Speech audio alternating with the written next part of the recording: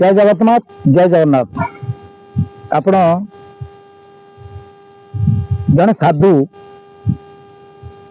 आज की 30 वर्ष रु 25 वर्ष रु 30 वर्ष तले आसले रुहतु मुझे सठिक मन पकई दूसरी 2002 आमर जो जनता सरकार आसिले 2002-3 बेलू तो साधु उंचा हूँ 3 फुट गोटे जट थिला 3 फुट 6 फुट सी आमर एमती जब मुंड हल सिद्धनाथ फिल्म देखी थे आमर एमती जो रोल करते गुरु तुमको छाड़ी नहीं नाम मोर शक्ति बाहु असंख्य गंडार भालू आसिक पछपटू खुंपुव गोटे बड़ सोड़ कोल छुरी थी काढ़ी देकर छाड़ी नहीं कहीकि जो भालू को देखीदेव थर थरक पड़े से गोटे बास्तव जिनस आम नेमाल जन थे से अच्छे मुझे जगह ना कहूनी जो मैंने जानी थे सी जानते कि आसी आम जारकार पहुँचले जारकार जो पहुँचले आम तो साधु सन्त को ये करें तोरा भी जब साधु वेश धारण कर घर रखू आमको 5 जन कहे से चोर बोली राति बरम चेईक रही देखिया कौटी कौन चोरी करू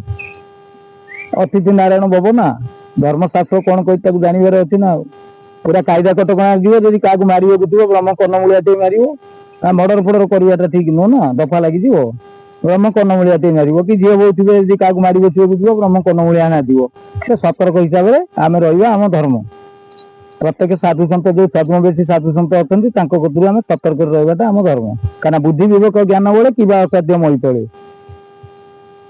भगवान मुख निश्चित बाणी जो भागवत से कथा कहुई बुद्धि विवेक ज्ञान बड़े कि असाध्य मई तले आम धर्म आम पालन करने पड़ो धर्म को पालन जब न करें आम सनातन नुहे हिंदू नुहे आम माने कौन कहते आपंकर धर्मद्रोही देशद्रोही जातिद्रोही लिस्ट जा है आमको धर्म को मानि ने पड़ो से साधु आसी पहुंची गले द्वारकार 3 फुट हाइट देखिक सब छुआ कुटु कुटु कले क्या भागवत गोटे कथा लिखाई तत्व न जानी जे भज हई गोविंद तात जननी प्राय होई गोविंद ये कथार अर्थ केते जन किए कौन बुझुवे से कथा मुझे कहीपरि तथापि कही दूसरी तत्व न जानी जे भज तात जननी प्राय अर्थात तत्व तत्व कौन से कथा पुणी कहुई तत्व चिंतिले तुटे भ्रांति गोविंद भव संसार तरी जाती गोविंद से भागवत लिखाई आम कि कहूँ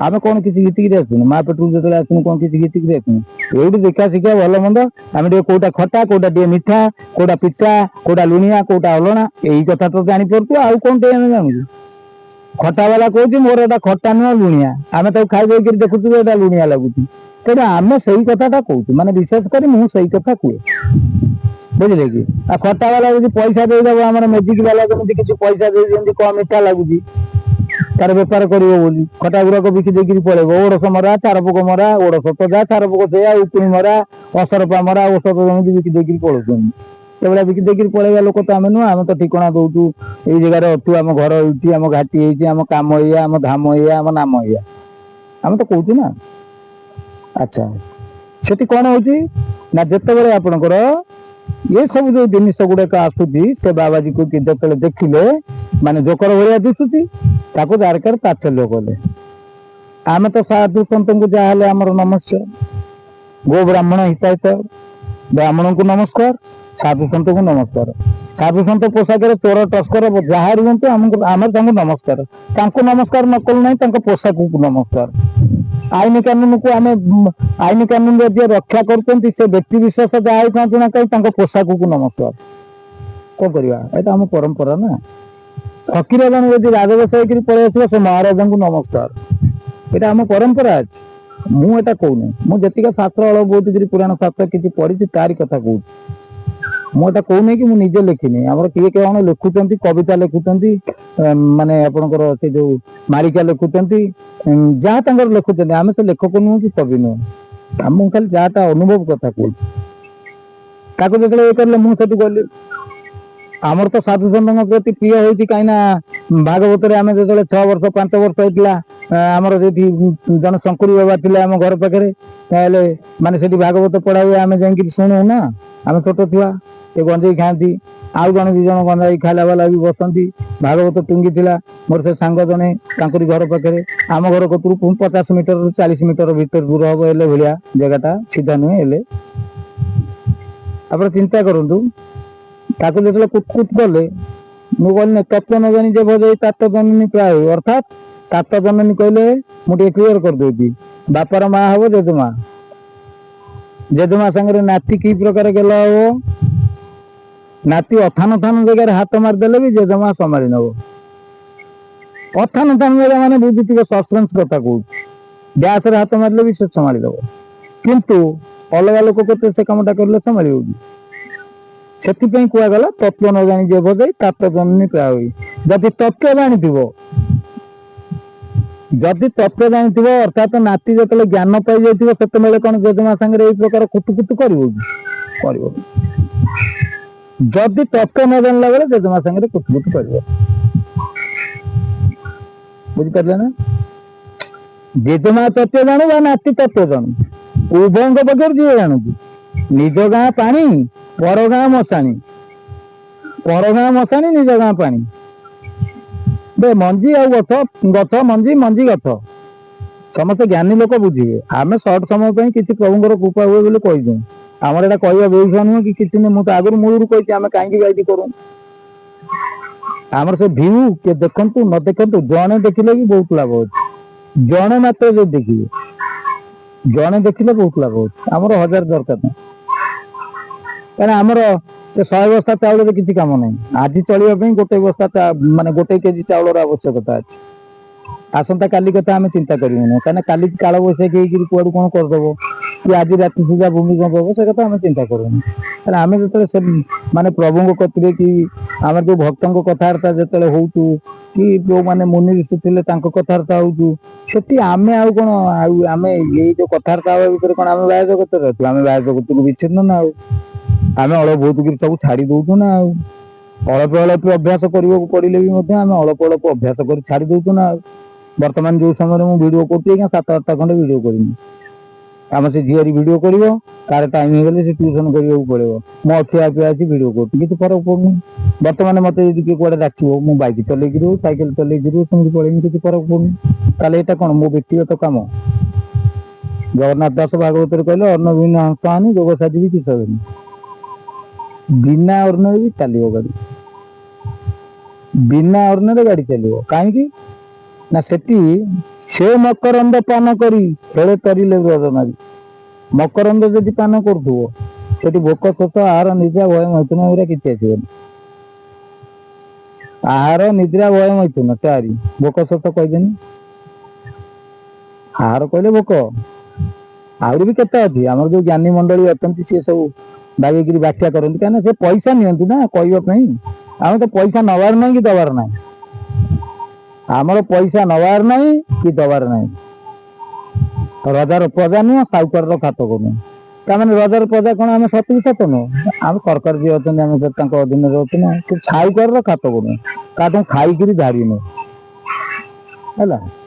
ରଜା ରାଜୁଡା ତ ବର୍ତ୍ତମାନ ନାହିଁ, ସେ କଥାଟା ପୂର୍ବପୁରୁଷ ମାନେ କହିଥିଲେ। ରଜାର ପ୍ରଜା ନୁହଁ, ସାହୁକାରର ଖାତକ ନୁହଁ।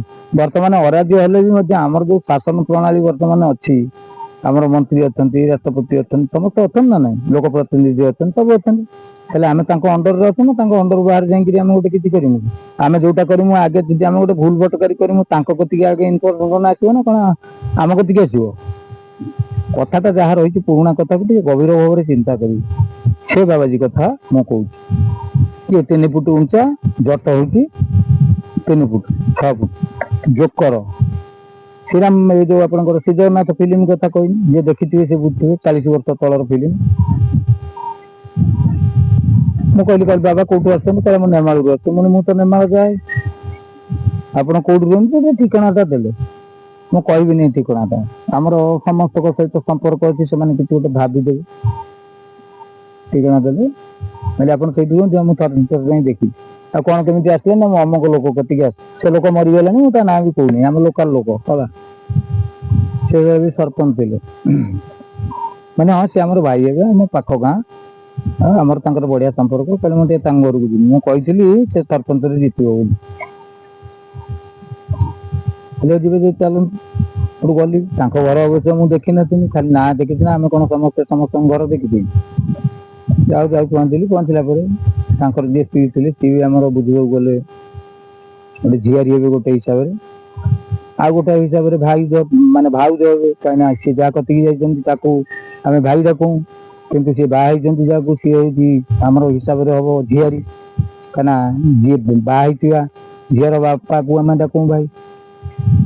ଯାହା ହଉ ସେ ହିସାବ କିତାବ ସବୁ ଛାଡ଼ନ୍ତୁ, ଆମେ ସର୍ବମଙ୍ଗଳ ଜଗନ୍ନାଥଙ୍କ କତିକି ପକେଇବା। ଝିଅ କହିବ ଜଗନ୍ନାଥ ସ୍ୱାମୀ ନୟନ ପଥଗାମୀ, ମା କହିବ ଜଗନ୍ନାଥ ସ୍ୱାମୀ ନୟନ ପଥଗାମୀ, ଜେଜେମା କହିବ ସେଇଆ, ନାତୁଣୀ କହିବ ସେଇଆ, ମୁଁ କହିବି ସେଇଆ, ମୋ ବୋପା କହିବ ସେଇଆ, ମୋ ଜେଜେ କହିବ ସେଇଆ, ସମସ୍ତେ ସେଇଆ କହିବେ। କଣ କହିବେ? ଜଗନ୍ନାଥ ସ୍ୱାମୀ ନୟନ ପଥଗାମୀ। କାରଣ ସାଡ଼କୁ ଆଉ ଯିବାନି। ଏଠୁ କଥା କଣ ଅସମ ଏଇ 2ଟା 2:30 ବେଳ ହବ, ତାଙ୍କ ଘରୁ ପଳେଇ ଆସିଲେ। ଖାଇବେ କଣ? ମୁଁ କହିଲି ବାବା ଆପଣ କଣ ଖାଇବେ? କହିଲା ମୁଁ କିଛି ଖାଦ୍ୟ ଗ୍ରହଣ କରେ ନା। ମୁଁ କହିଲି ସେ କଥାଟା କହିବାର ଉଦ୍ଦେଶ୍ୟ ଆଜି ଆମ ସେ ସାନ ଭାଇ ଯିଏ ଭୁବନେଶ୍ୱରରେ ଅଛନ୍ତି ସେ ମତେ ମନେ ପକେଇଦେଲେ। କହିଲେ ଭାଇ ବାବା ମାନଙ୍କ ଉପାଖ୍ୟାନ ଆପଣ ଟିକେ କାହିଁ କହୁନାହାନ୍ତି? ମୁଁ କହିଲି ଟିକେ କହିବା ଆଉ ମନେ ଟିକେ ପକେଇଦିଅ। ସେ କଥାଟା ମନେ ପକେଇଦେଲେ। ଏଇ ଅଧଘଣ୍ଟେ ପୂର୍ବରୁ ଫୋନ କରିକି କହିଲେ ଭାଇ ଆପଣ ଗୋଟେ ଯୋଉ ଯାହା ଆପଣଙ୍କ ଜୀବନରେ ଘଟିଛି କହୁନାହାନ୍ତି। କଣ ଜୀବନରେ ଘଟିଛି କହିଲେ କଣ ହବ? ଇଏ ତ ନଳ ରାଜା କୁକୁର ନାଞ୍ଜୁକୁ 12 ବର୍ଷ ନଳରେ ପୁରେଇକି ରଖିଲେ ସିଧା କରିବା ପାଇଁ ହବାର ନାହିଁ ତ ହବନି। ଆଉ ଯିଏ ଯାହା ହବା କଥା ଆଗୁ ହେଇଛି, ଏଥର ହବାକୁ ନାହିଁ ତ କିଛି। ଭାଗବତରେ କୁହାଯାଇଛି ପୂର୍ବ ଅର୍ଜିତ କର୍ମ ଫଳେ ଜାତି ମୁଁ ଦେଉଥାଏ ବଳେ। କିଏ ଚୋର ହବା କଥା ସିଏ ଚୋର ହବ, ଯିଏ ସାଧୁ ହବା କଥା ସାଧୁ ହବ। ତାର ତ ବିଧି ନିର୍ଦ୍ଦିଷ୍ଟ ଅଛି। ସେଠୁ ତା ହଉ, ସେଠୁ ଆସିଲେ ଘରକୁ। ମୁଁ ସେତେବେଳେ ମୋର ଗୋଟେ ପୁଅ କି ଗୋଟେ ଝିଅ ବୋଧେ ହେଇଥିଲା। ମୋ ସ୍ତ୍ରୀ ଥାଏ, ମୋ ଭଉଣୀ ବାହାଘର ହେଇନଥାଏ ସିଏ ଥାଏ, ମୋ ତଳ ଭାଇ ଗୋଟେ 2ଟା ଥାନ୍ତି। କହିଲେ ଖାଇବିନି। ସେଠୁ ମତେ ମୋ ସ୍ତ୍ରୀ କହିଲା ତମେ ସାଧୁ ଲୋକଙ୍କୁ ଘରକୁ ଜିତିକିରି ଆସ, ସେ କିଛି ଖାଇବେନି, ତମେ ପୁରା ଅପରାଧ ହବ। ସେଠୁ ମୋ ସ୍ତ୍ରୀ ବି ଯାଇକି ନମସ୍କାର, ଆମ ଘରେ ସବୁ ସମସ୍ତେ ଯେମିତି ଯୋଉ ପ୍ରକାର ସାଧୁଙ୍କୁ ନମସ୍କାର ହବା କଥା କରନ୍ତି, ଯେ ଆମ ଘରକୁ ଆସିଛନ୍ତି ସେ ଜାଣିଥିବେ, ଯେ ନ ଆସିଛନ୍ତି ସେ ଜାଣିପାରିବେନି।